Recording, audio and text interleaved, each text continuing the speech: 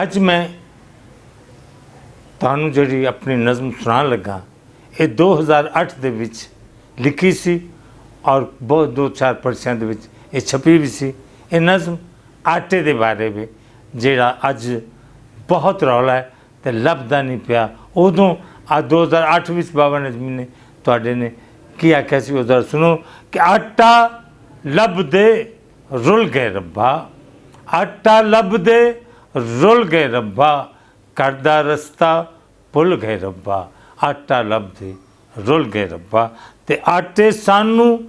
ਨੰਗਾ ਕੀਤਾ, ਆਟੇ ਸਾਨੂੰ ਨੰਗਾ ਕੀਤਾ, ਆਟੇ ਸਾਡਾ ਲਹੂ ਹੈ ਪੀਤਾ, ਆਟੇ ਸਾਨੂੰ ਨੰਗਾ ਕੀਤਾ, ਆਟੇ ਸਾਡਾ ਲਹੂ ਹੈ ਪੀਤਾ, ਖਿੱਦੋ ਵਾਂਗੂ ਖੁੱਲ ਗਏ ਰੱਬਾ, ਆਟਾ ਲੱਭਦੇ ਰੁਲ ਗਏ ਰੱਬਾ, ਆਟਾ ਲੱਭਦੇ ਰੁਲ ਗਏ ਰੱਬਾ। ਤੇ ਫੜ ਫੜ ਬੱਚੇ ਕੁੱਟਣ ਲੱਗੇ,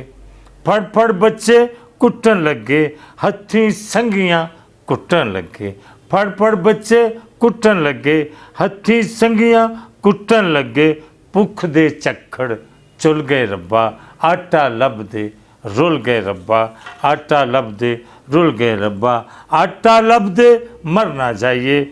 ਆਟਾ ਲੱਭਦੇ ਮਰ ਨਾ ਜਾਈਏ, ਖਬਰੇ ਸ਼ਾਮੀ ਘਰ ਨਾ ਆਈਏ, ਆਟਾ ਲੱਭਦੇ ਮਰ ਨਾ ਜਾਈਏ, ਖਬਰੇ ਸ਼ਾਮੀ ਘਰ ਨਾ ਆਈਏ, ਸਾਹ ਤੇ ਸਾਡੇ ਫੁੱਲ ਗਏ ਰੱਬਾ, ਸਾਹ ਨੇ ਸਾਡੇ ਫੁੱਲ ਗਏ ਰੱਬਾ, ਆਟਾ ਲੱਭਦੇ ਰੁਲ ਗਏ ਰੱਬਾ, ਆਟਾ ਲੱਭਦੇ ਰੁਲ ਗਏ ਰੱਬਾ। ਆਟੇ ਸਾਡਾ ਭਰਮ ਗਵਾਇਆ,